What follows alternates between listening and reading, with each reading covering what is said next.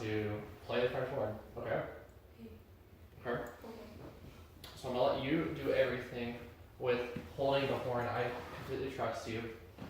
So first off, I'm gonna have you open the case, which you just unzip this one. Thanks, that was.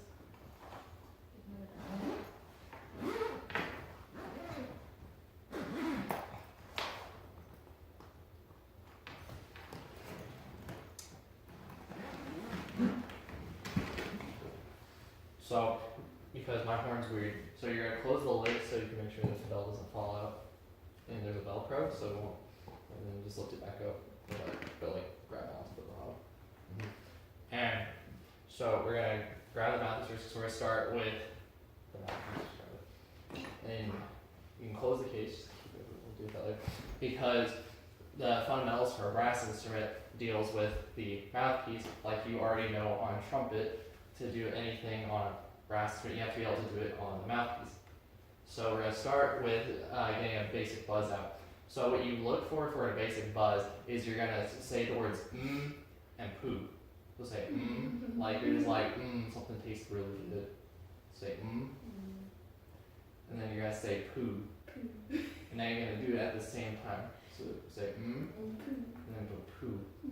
And that's what it should feel. It should feel like, think like a sad clown. Because your corners are going to be facing downwards, because you don't, it's like a sad smile. And then the idea behind it is you're going to be blowing air while keeping that embouchure, so the air will still pass through, but your lips are still loose here so that your lips are able to vibrate, which will produce a sound. So now, what you're going to do, first exercise, is you're going to hold the mouthpiece lightly in your non-dominant hand. You're going to lightly put it against your mouth. You're going to have it 50-50 on your lips. And try to just blow air and produce a buzz. Okay, that's good. That's good. Okay. Now the next thing we're going to talk about is with partials. So the way that a brass instrument works is that we have something called the harmonic series. So basically, we start on a fundamental pitch as such as B flat, and it builds up as an octave to a fourth, a fifth, to a fourth, and it keeps going up and up and up. And that's what brass playing is based off of. So to work on the sensation of building up these partials and going up in range, what happens is your aperture, which is the hole where the air goes through when you're buzzing, and then you're going to blow through that. And so for a higher pitch, you're going to want a smaller aperture, so a smaller space where the air is going to go through, and you're going to want to have faster air. And to go lower, it's the opposite. You'll have a bigger aperture with slower air. So we're going to do an exercise called sirens, where you're going to sound like a police siren. You're going to start nice and low, and you're going to like wail like an elephant, or like a siren. It's going to go wing. Okay, you need to try. Start nice and low. Okay, so your low range there, but you got to work on getting the higher range there.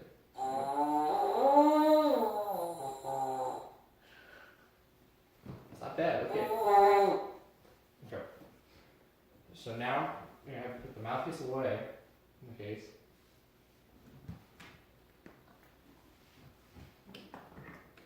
Okay, now we're going to put the horn together. So that's the main body of the horn. Okay, so hold it so that, yeah, that kind of makes sense. And now, you gotta hold where the bell is, you can set it down, the whole case, and then hold that Velcro down, okay?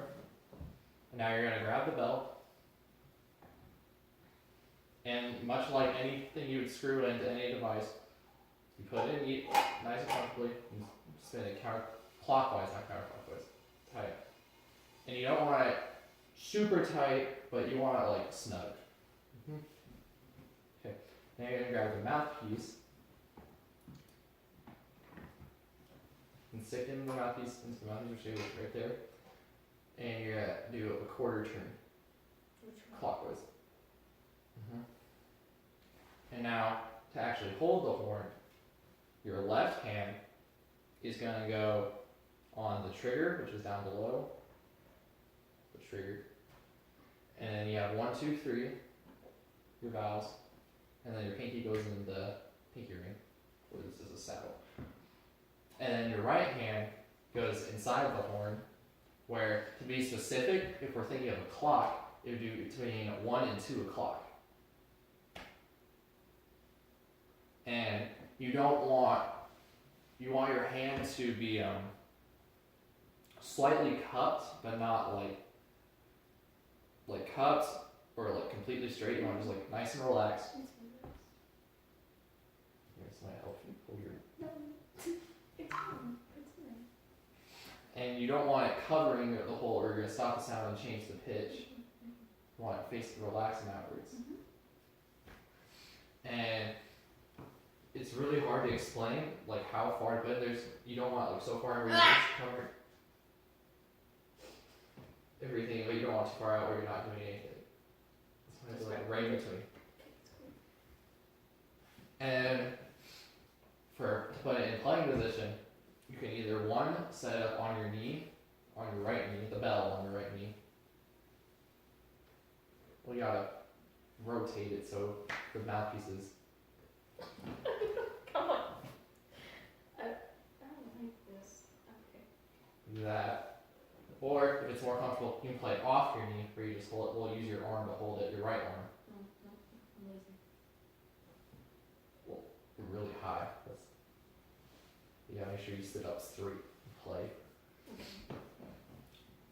And now we're just gonna have you just buzz a pitch, just any pitch, like you did on the mouthpiece, because all the horn is just a giant amplifier. That wasn't F, which is actually if you're a side on.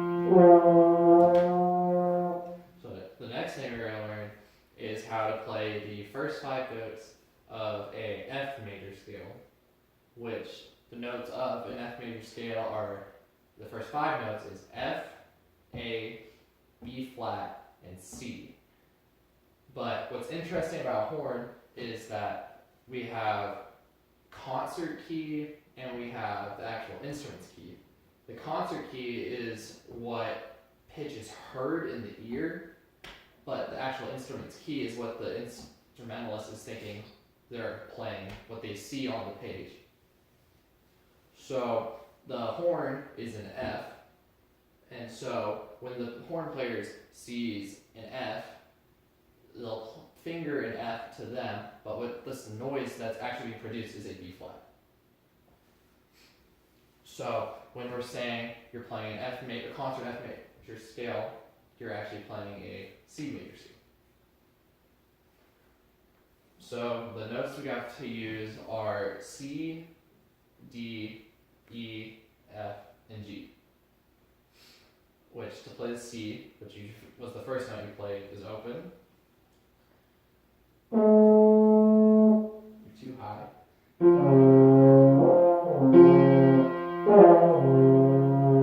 Yeah, one more. And to play D is 1. Then E is open. F is 1. And then G is open.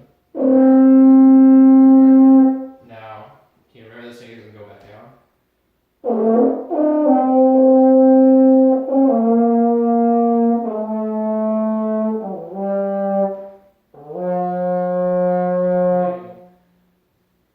Right, then you can go up and down as a whole. Without me telling you anything.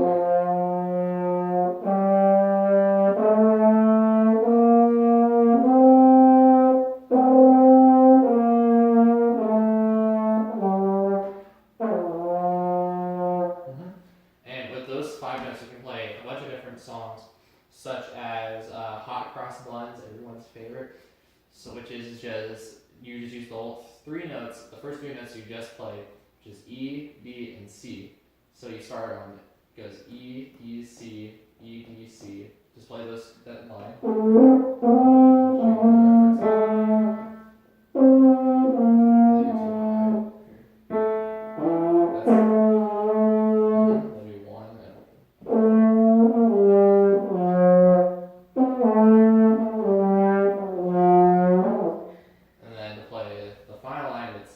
3 C's, 4 C's, 4 D's, and then 4 E's for the bass line.